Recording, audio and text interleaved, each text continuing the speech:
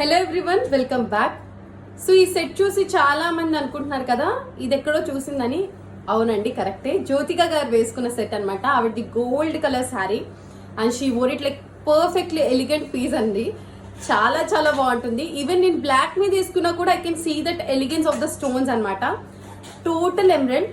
So ఎప్పుడైతే నీతా అంబానీ గారి అబ్బాయికి పెళ్ళయిందో అప్పుడు ఎమరల్డ్ కి లైక్ ఒక క్రేజ్ అనేది ఇంకా నెక్స్ట్ లెవెల్ కి పెరిగిపోయిందండి.